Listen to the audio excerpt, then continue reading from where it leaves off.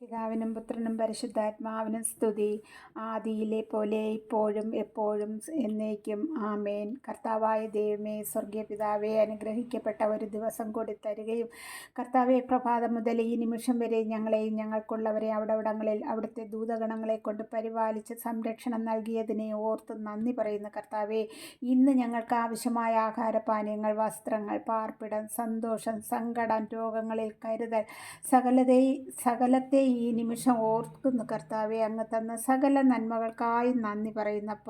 ഇന്ന് പ്രഭാതം മുതൽ ഈ കിടക്കാൻ പോകുന്ന സമയം വരെ അവിടുത്തെ ദൂതഗണങ്ങളെ കൊണ്ട് ഞങ്ങൾക്ക് കോട്ട കെട്ടി സംരക്ഷണം തന്നതിനായി നന്ദി പറയുന്നു. കർത്താവെ, ഞങ്ങളിതാ ഉറങ്ങുവാൻ പോകുന്നു. ഞങ്ങൾ ഉറങ്ങുമ്പോൾ കർത്താവെ, നല്ല ഉറക്കം തന്ന് അനുഗ്രഹിക്കണമേ. ഒരു അന്ധകാര ശക്തികളോ, ഒരു പൈശാചിക തന്ത്രങ്ങളോ, ഒരു വിഷജന്തുക്കളോ, ഒരു പ്രാണികളോ ഞങ്ങളെ ഉപദ്രവിപ്പാനോ, ഞങ്ങളവയെ കാണുവാനോ, അവയുടെ കടിയേൽപ്പാനോ ഇടവരാതെ വണ്ണം എൻ്റെ കർത്താവ് കരുതുമാറാകണമേ എന്ന് പ്രാർത്ഥിക്കുന്നു. കർത്താവെ, ഒരു കള്ളന്മാരോ അക്രമികളോ ഞങ്ങളുടെ കാമ്പൗണ്ടുകളിലോ ഭവനങ്ങളിലോ കടന്നു വരുവാനോ നോട്ടം വയ്ക്കുവാനോ ഇടയാക്കാതെ വണ്ണം അവിടുത്തെ ദൂതഗണങ്ങളെ കൊണ്ട് കോട്ട കെട്ടി ഞങ്ങൾക്ക് സംരക്ഷണം തരണം നാഥ.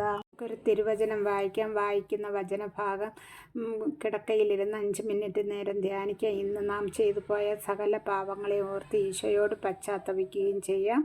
നാളെ നല്ലൊരു പ്രഭാതത്തിന് വേണ്ടി നമ്മളെയും നമ്മുടെ കുടുംബാംഗങ്ങളെ എല്ലാവരെയും ഈശോ അനുഗ്രഹിക്കുന്നതിന് വേണ്ടി, ഈശോയുടെ സംരക്ഷണം കൂടെ ഇരിക്കുന്നതിന് വേണ്ടി ഈ രാത്രിയിൽ നമുക്ക് പ്രാർത്ഥിച്ചിട്ട് കിടക്കുകയും ചെയ്യാം. യാക്കോബ് ശ്ലീഹ എഴുതിയ ലേഖനത്തിൽ നിന്നും 1-ാം അധ്യായം 26 മുതലുള്ള വാക്യങ്ങൾ. താൻ ദൈവഭക്തനാണെന്ന് ഒരുവൻ വിചാരിക്കുകയും തൻ്റെ നാവിനെ നിയന്ത്രിക്കാതെ ഹൃദയത്തെ വഞ്ചിക്കുകയും ചെയ്താൽ അവൻ്റെ ഭക്തി വ്യർത്ഥമത്രേ.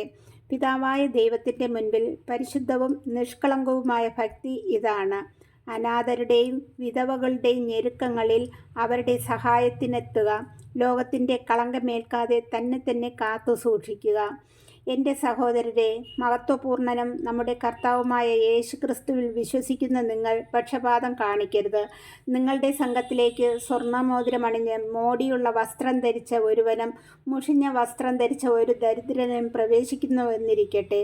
നിങ്ങൾ മോടിയായി വസ്ത്രം ധരിച്ചവനെ നോക്കി ഇവിടെ സുഖമായി ഇരിക്കുക എന്ന് പറയുന്നു. പാവപ്പെട്ടവനോട് അവിടെ നിൽക്കുക എന്നോ എൻ്റെ പാദപീഠത്തിനടുത്തിരിക്കുക എന്നോ പറയുന്നു. അപ്പോൾ നിങ്ങളെ തന്നെ വിവേചനം കാണിക്കുകയും ദുഷ്ടവിചാരങ്ങൾ പുലർത്തുകയും വിധികർത്താക്കളാവുകയും അല്ലേ ചെയ്യുന്നത്. കർത്താവിൻ്റെ വചനം.